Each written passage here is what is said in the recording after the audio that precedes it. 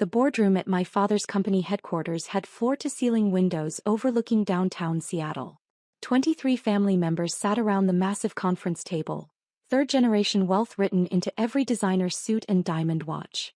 I sat near the back, notebook open, observing what my family called their annual succession planning meeting, but what really amounted to a quarterly competition to prove who deserved Grandma Ellen's money most.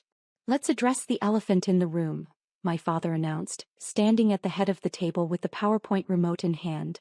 Richard Williams, CEO of Williams Capital Holdings, a man who'd inherited his position and spent 30 years pretending he'd earned it.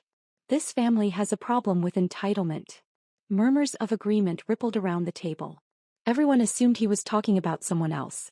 "Grandma Ellen built this family's wealth through discipline and hard work," Dad continued. "She came from nothing and created something extraordinary.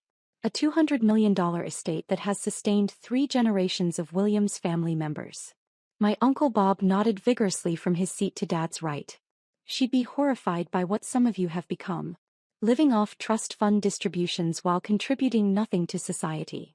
I kept my expression neutral, pen poised over my notebook as if taking minutes.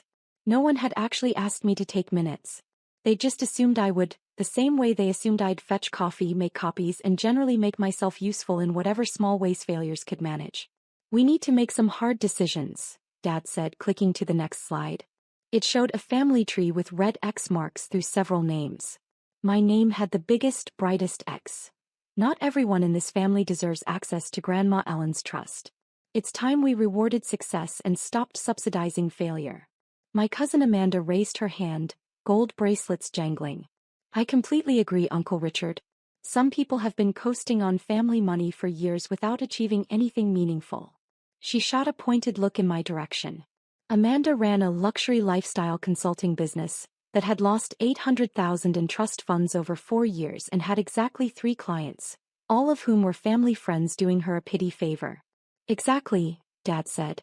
"Which brings me to our first proposal. Moving forward, trust fund distributions should be merit-based. If you're not contributing to the family legacy or building something worthwhile, you don't deserve access to Grandma Ellen's money." Uncle Bob stood, walking to the front of the room like a prosecutor approaching the bench. "Let's be specific. Some family members have completely failed to launch. No real careers. No successful businesses. No achievements worth mentioning." He picked up a printed document. "I've prepared a comprehensive assessment of each family member's contributions and accomplishments." My stomach tightened, but I kept my face carefully blank. "Let's start with the younger generation," Uncle Bob continued, flipping through his papers. "Amanda. Successful consulting business, contributes to family reputation, maintains appropriate social standing. Recommended continued access. Full distributions." Amanda smiled triumphantly. "Marcus, VP at Williams Capital, following in his father's footsteps, represents family well. Recommended.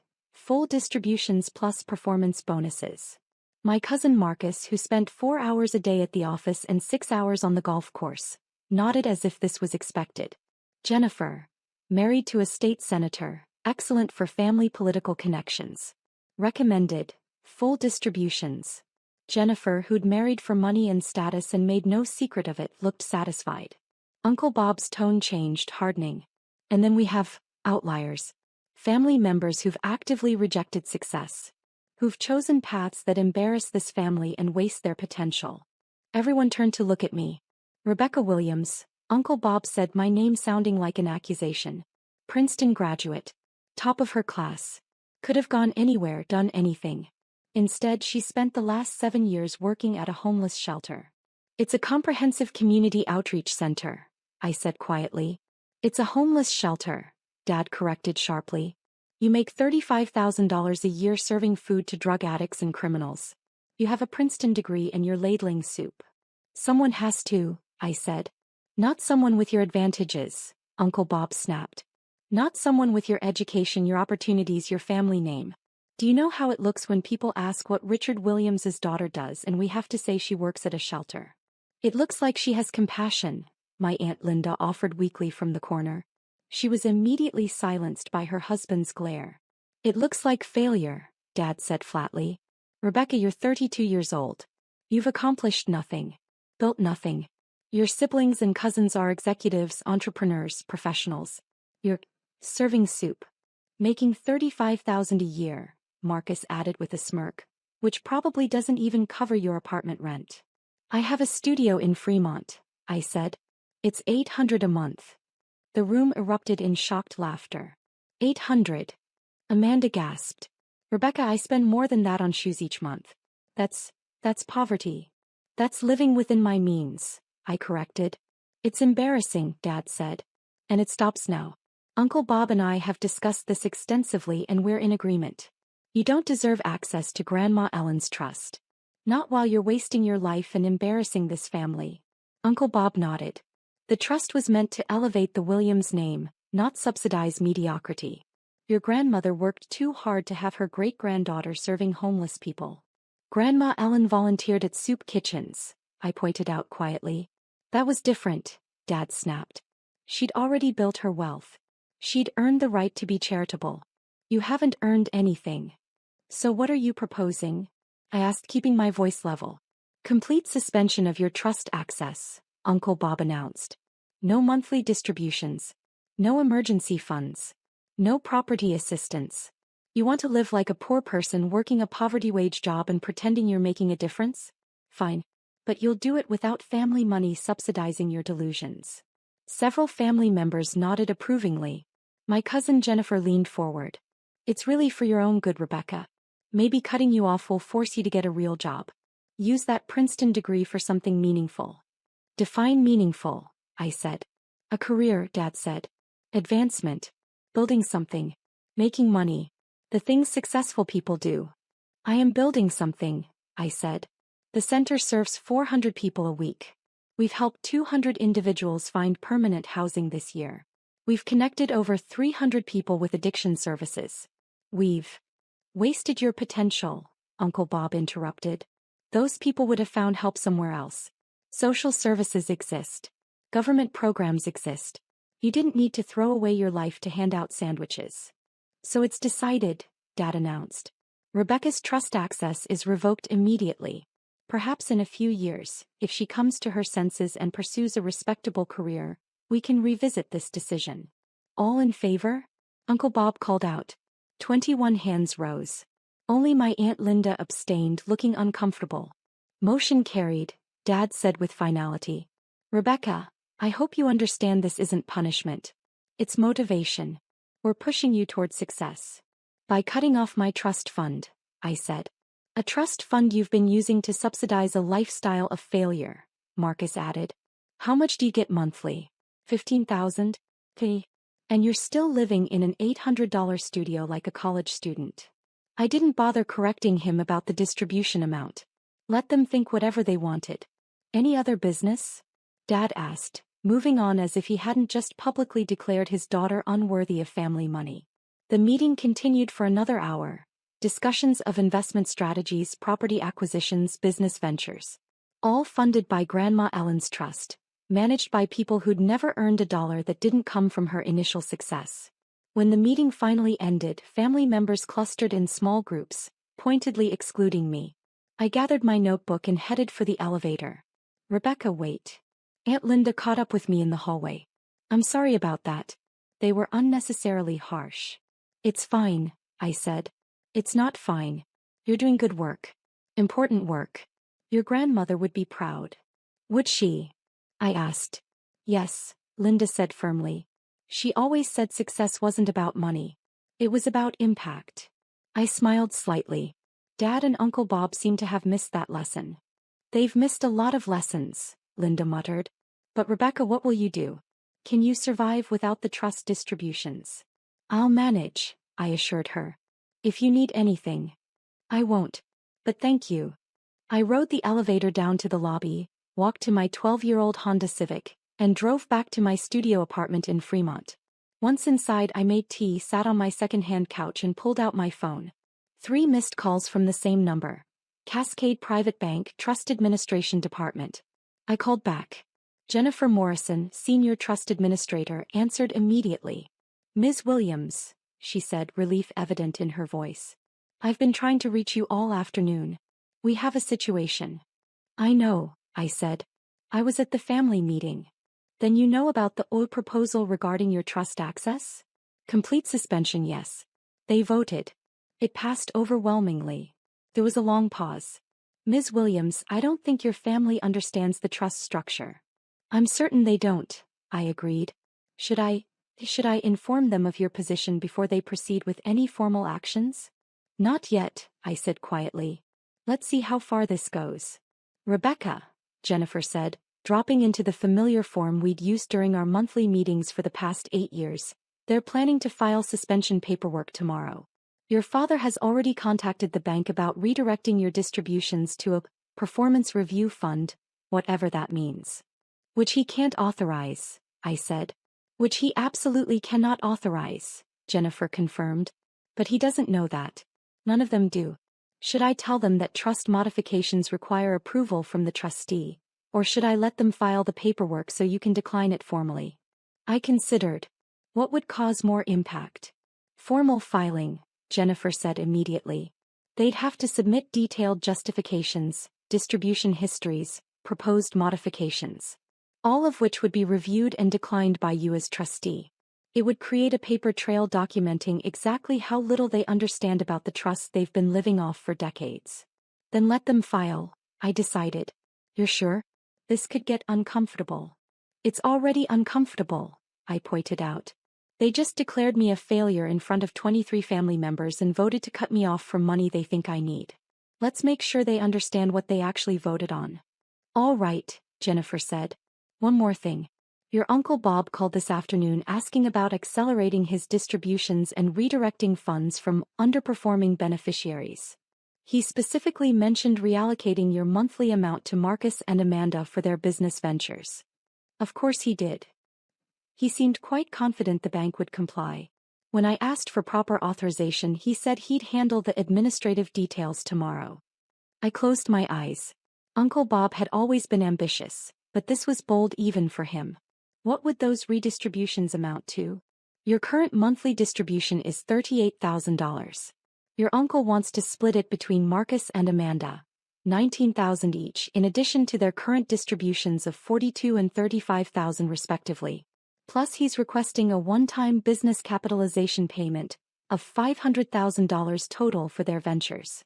Based on what authority? Based on his assumption that he has some, Jennifer said dryly. Ms. Williams, your family seems to believe the trust operates like a family democracy. That decisions get made by vote. That your father and uncle have management authority. Grandma Ellen would be horrified, I murmured. Your grandmother was very specific in her trust documents, Jennifer said. She wanted someone with financial wisdom, charitable values, and the strength to resist family pressure. That's why she chose you. That's why she chose a 32-year-old serving soup, I said. Not exactly what the family expects. Exactly what they needed, Jennifer corrected. Should I schedule a formal review meeting? I'll need to inform them that their suspension request has been received and will be reviewed by the trustee. Standard procedure. Schedule it for next week, I said. Give them time to feel confident. Let Dad and Uncle Bob draft their justifications and plan their fund redistributions. Let them believe they're reshaping the family's financial future. You're enjoying this, Jennifer observed. I'm dreading this, I corrected. But if they're going to publicly humiliate me and declare me unworthy, they should at least understand who they're humiliating. After we hung up, I sat in my studio apartment, the $800 studio that had scandalized my family, and thought about Grandma Ellen. She'd built Williams Capital from nothing in the 1960s, when women entrepreneurs were rare and venture capital was rarer. She'd grown a small investment fund into a financial empire through careful analysis, calculated risks, and an absolute refusal to follow conventional wisdom. Most people think money is about spending, she told me during one of our last conversations before her death. But real wealth is about responsibility. You're responsible to the people who helped you earn it, to the community that supported you, and to the generations who'll come after you. Dad doesn't see it that way, I'd said. I was 24 then, fresh out of Princeton, watching my father treat the family business like a personal piggy bank. Your father thinks money is a score, Grandma had replied. Something you accumulate to prove you're winning. He doesn't understand that wealth is a tool for building something bigger than yourself. And Uncle Bob? Bob thinks money is power. Something you use to control people and situations. He's never understood that real power comes from knowing when not to use your resources. What do you think money is? I'd asked. Responsibility, she'd said simply. And Rebecca, you're the only one in this family who understands that. 6 months later she died. And the reading of her trust documents had been the first shock wave through the Williams family. Ellen Williams had established the family trust with $100 million from her company's sale. Through careful management and continued growth investments, it had reached $200 million. It provided substantial monthly distributions to all family members, funded business ventures, and maintained the lifestyle everyone had come to expect. But the trust documents contained one provision that no one had anticipated. Sole trustee authority vested in Rebecca Williams, effective upon Ellen Williams's death. Not Richard Williams, her son and CEO of Williams Capital. Not Robert Williams, her son and CFO. Not the family lawyer or the bank or any professional advisor. Her granddaughter. The Princeton graduate who'd announced she was going to work at a homeless shelter instead of joining the family business. This must be a mistake, Dad had said at the reading. This is highly irregular, Uncle Bob had added. This is your mother's clearly stated intention, the attorney had replied, pointing to paragraph after paragraph of explicit language naming me as trustee with full discretionary authority over all distributions, investments, and trust modifications. Rebecca is 24 years old, Dad had protested. She's never managed anything. She'll manage now, the attorney had said. Those were Ellen's words. She believed Rebecca had the judgment and values necessary for responsible stewardship. They tried to contest it. For 3 months, lawyers had reviewed the documents, looking for loopholes or grounds for challenge. But Grandma Ellen had been thorough. The trust was ironclad and my position was absolute. Eventually they'd accepted it with conditions. I would manage the trust quietly. Make no drastic changes. Approve distributions as requested. Basically serve as a rubber stamp while letting Dad and Uncle Bob maintain the appearance of authority. And for 8 years I had. Not because I was weak or easily manipulated, but because Grandma Ellen had taught me that sometimes the best use of power is patience. I'd approved every distribution request, funded every business venture, maintained every lifestyle. I'd watched Marcus lose $3 million on poorly researched real estate deals and Amanda burn through $800,000 on a business with no viable model. I'd seen Jennifer spend $40,000 a month on country club memberships and luxury vacations. I'd observed my father use trust funds to subsidize his failing business decisions and Uncle Bob treat the trust like his personal investment account. And I'd said nothing, approved everything, and waited for the moment when they'd pushed too far. That moment had arrived today. The next morning I went to work at the Fremont Community Outreach Center like always. I ran our morning intake meeting, coordinated with our housing placement team, and spent 2 hours helping a formerly homeless veteran navigate VA benefits paperwork. My phone buzzed constantly with family messages. Marcus, sorry about yesterday. Dad and Uncle Bob were harsh. But you know they have a point about your career. Amanda, we're doing this because we care. Maybe without the trust fund cushion you'll finally pursue something real. Jennifer, I voted for you because families need to stick together even when making tough decisions. This is for your own good. Dad's message was shorter. The bank will contact you about distribution suspension. Don't make this difficult. Accept it gracefully and use it as motivation. I responded to none of them. At 3 o'clock my phone rang. Jennifer Morrison from Cascade Private Bank. They filed, she said without preamble. Formal request for immediate suspension of distributions to Rebecca Williams, filed by Richard Williams as family representative and Robert Williams as trust advisor. They've included a 12-page justification document. 12 pages, I repeated. It's quite detailed. They cite your career choice, income level, lifestyle, and what they call fundamental misalignment with family values. They've also included the vote tally from yesterday's meeting as evidence of family consensus. And the reallocation requests? Separate filing. Uncle Bob wants to redistribute your monthly distributions and access your emergency fund allocation for business capitalizations. He's requesting immediate authorization for $900,000 in total fund transfers. $900,000, I said slowly. $500 for business capitalizations as discussed, plus 400,000 representing your accumulated emergency fund that he claims you don't need since you're financially irresponsible. I was silent for a moment, processing the magnitude of their miscalculation. Ms. Williams? Jennifer asked. Should I schedule the review meeting? Yes, I said. This Friday. 10 a.m. require attendance from everyone who voted on my suspension. And Jennifer? Make sure they understand this is a formal trust review with the trustee. Use that exact language. With the trustee, Jennifer repeated, her voice carrying a note of anticipation. Not by the trustee, or before the trustee. Just, with. Exactly. Let them think it's a procedural meeting with some bank administrator. Let them come in confident. This is going to be memorable, Jennifer said. Grandma Ellen always said the best lessons are the ones people teach themselves, I replied. Friday morning arrived cold and clear. I dressed in a simple navy suit, not designer, just professional, and drove to Cascade Private Bank's downtown offices. Jennifer met me in the lobby. They're all here, she said. Dad, Uncle Bob, Marcus, Amanda, Jennifer. Plus 3 other family members who voted for suspension. They're in the large conference room. How confident do they look? Marcus brought champagne, Jennifer said flatly. I think he's planning to celebrate your distribution redistribution. Of course he is. We walked to the conference room. Through the glass walls I could see my family arranged around the table like victors dividing spoils. Dad sat at the head, Uncle Bob to his right, both looking proprietary and pleased. Marcus was indeed holding a champagne bottle. Amanda was typing on her phone, probably already planning how to spend her increased distributions. Jennifer opened the door. Thank you all for attending. Let's begin. I followed her in, taking a seat near the back of the room. Several family members glanced at me with surprise. Rebecca, Dad said, his tone annoyed. What are you doing here? This is a trust administration meeting. I'm aware, I said calmly. This doesn't concern you, Uncle Bob added. We're meeting with the bank to finalize your distribution suspension. You don't need to be present for administrative details. Actually, Jennifer said, her professional tone cutting through the room, Rebecca does need to be present.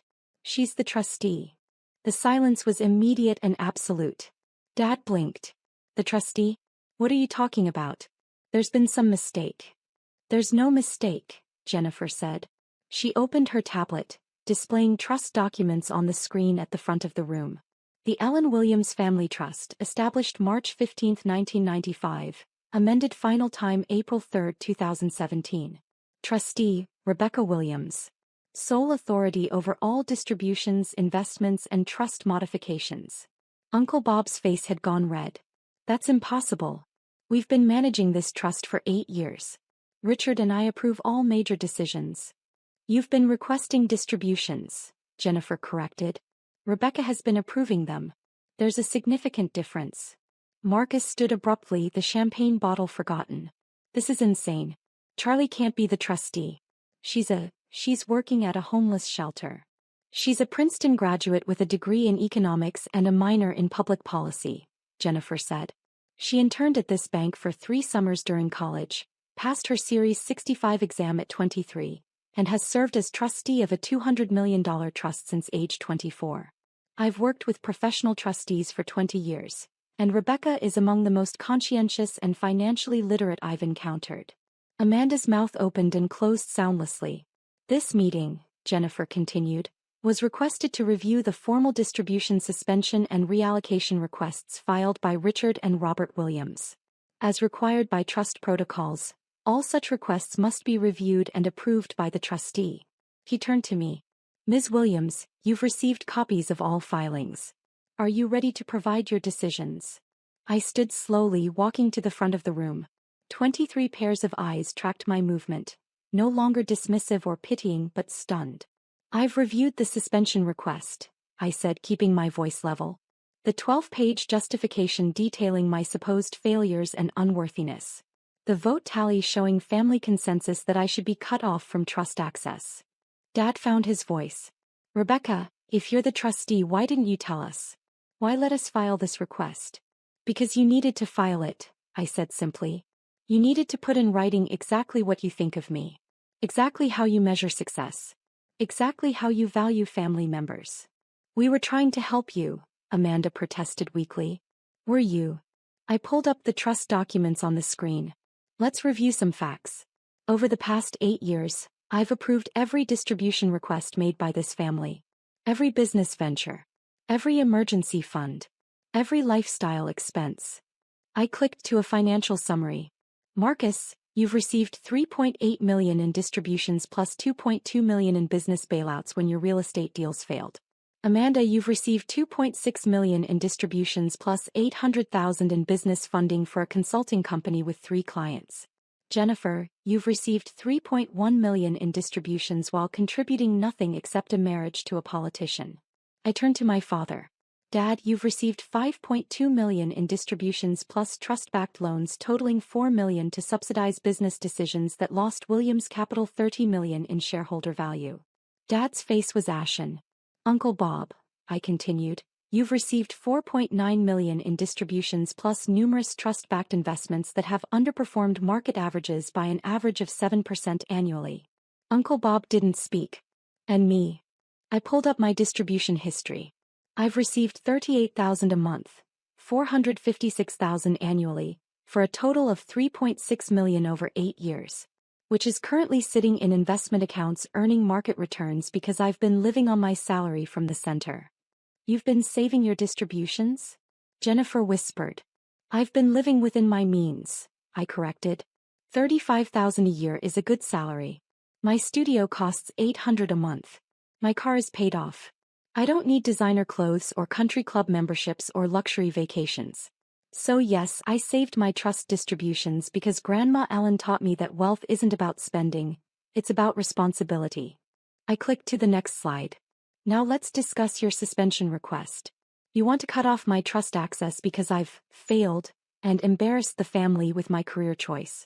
You want to redirect my distributions to fund Marcus and Amanda's business ventures. We thought, Marcus started. You thought I was financially dependent on trust money I don't use, I said. You thought I was wasting my education on soup kitchens when I'm actually running a comprehensive outreach center that serves 400 people weekly with a 92% success rate in housing placements. You thought I was failing while I was building something that actually matters. Rebecca, Dad said, his voice strained, we didn't know. You didn't ask, I said. In 8 years as trustee, not one of you has asked about trust structure, distribution limits, or long-term preservation strategies. You've just assumed the money was infinite and someone else was managing the details. I pulled up another document. The trust distributes approximately $8 million annually to family members, 4% of assets, which is the maximum recommended rate for long-term preservation. Your monthly distributions represent 95% of that total.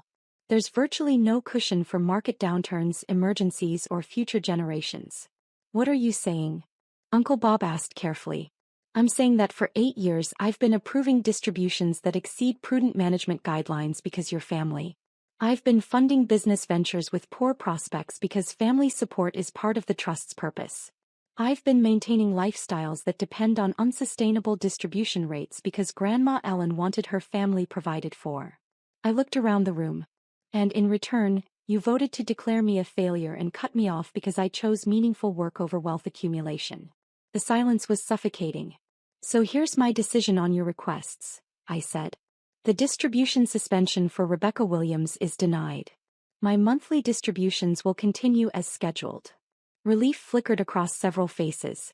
However, I continued, your request has prompted a comprehensive trust review. After 8 years of reactive management, it's time for proactive oversight. The relief vanished. Effective immediately, all distribution requests over $5,000 require detailed justification and trustee approval. All business funding requires comprehensive business plans reviewed by independent consultants. All trust-backed loans require formal terms, market rate interest and repayment schedules. You can't be serious, Marcus said. I'm completely serious. Additionally, family members who've received business bailouts will have their distributions temporarily reduced by 20% until those bailouts are repaid or until the trust recoups its losses. That's not fair, Amanda protested. It's standard trust management, Jennifer interjected. Most trusts would have implemented these policies from the beginning. I gave you 8 years of generous approvals, I said. I trusted you to use family resources responsibly. You've proven that trust was misplaced. And the reallocation requests? Uncle Bob asked tightly. Denied, I said flatly. Marcus and Amanda will not receive increased distributions. The emergency fund will remain allocated as designed. And Uncle Bob, your request for immediate capitalization funds is denied pending proper business justification. Uncle Bob stood, his face purple. You're punishing us for trying to help you. This is vindictive.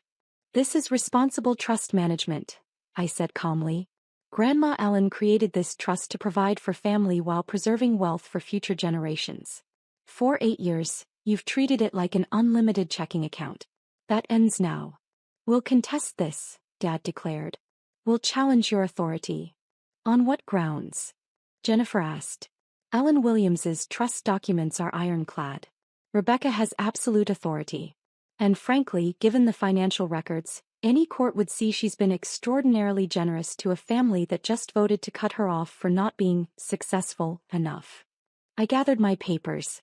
You wanted me to understand consequences. Congratulations, we all get to learn about consequences now. Where are you going? Dad demanded. To work, I said. I have a staff meeting at 11. We're expanding our housing placement program to serve 60 additional families. It won't make me rich, but it will make a difference. I walked to the door, then paused. Oh, and one more thing. The vote you took at the family meeting? The one declaring me unworthy of trust access? I'm having it documented in trust records. Not as punishment, as education. So that someday when your children and grandchildren ask how trust management works, they'll see exactly what happens when family confuses wealth with worth. I left them in the conference room, stunned and silent. As I drove back to the center, my phone started ringing. First Amanda. Rebecca, please, can we talk? I didn't understand. Then Marcus. This is insane. You can't just change everything. Then Jennifer. I'm so sorry. I voted for you, but I didn't know. Dad's message came as I pulled into the center's parking lot. We need to discuss this as a family. This isn't how Ellen would have wanted things. I responded for the first time in 5 days. Grandma Ellen knew exactly what she wanted. She wanted someone who understood that success isn't measured in dollars and status isn't measured in titles. She wanted someone who'd protect this family from its own worst instincts. He chose me. And now we all know why. That afternoon, I ran intake interviews, coordinated housing placements, and helped a single mother navigate childcare subsidy applications. My phone kept buzzing with family messages. Apologies, justifications, pleading requests for meetings. At 5 o'clock, Aunt Linda appeared at the center. I found her in the lobby, looking uncomfortable in her designer suit among our clients. Rebecca, she said quietly. I owe you an apology. I didn't vote for your suspension, but I didn't speak up against it either. I should have. Why didn't you? I asked. Because they were so confident, she admitted. Richard and Bob presented it as obvious, necessary. Everyone agreed. I thought maybe they knew something I didn't. They knew nothing, I said. They never asked. Linda nodded slowly. Your grandmother used to say the biggest blind spot wealthy people have is assuming they understand everything because they understand money. I never really grasped what she meant until today. What changed? Watching their faces when Jennifer revealed who the trustee was, Linda said. Watching them realize they'd spent 8 years treating you like a failure while you were actually the one holding everything together. It was humbling. Good, I said simply. What happens now? Linda asked. Now they learn to manage resources responsibly, I said. They learn that trust funds aren't entitlements. They learn that success comes in many forms. And maybe, if they're capable, they learn that family means supporting each other, not just supporting those who make you look good. Linda smiled sadly. Ellen would be proud of you. I hope so, I said. Because I'm doing exactly what she asked me to do, protecting this family from itself even when they hate me for it. They don't hate you, Linda said. They're terrified of you. There's a difference. After she left, I returned to my studio apartment. The $800 studio that had scandalized my family but represented something they'd never understood. The freedom that comes from needing less, the security that comes from self-sufficiency, and the power that comes from knowing your worth isn't determined by your bank balance. My phone rang one last time. Jennifer Morrison from the bank. Eventful day, she said with understatement. Will they comply? I asked. They don't have a choice. But Rebecca, I think this was necessary. Sometimes families need to hit bottom before they learn to climb responsibly. Is threatening to cut off your daughter really hitting bottom? No, Jennifer said. Realizing that daughter was protecting you from your own financial recklessness while you publicly humiliated her. That's hitting bottom.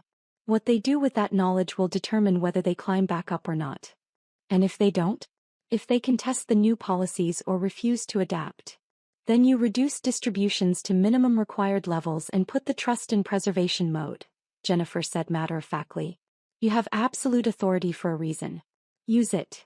That night I made dinner in my small kitchen, graded some GED essays from center students, and reviewed trust documents one more time. Grandma Ellen's voice echoed through every provision. Money is responsibility. Power is knowing when not to use it. Success is building something that matters. Tomorrow my family would wake up to a new reality.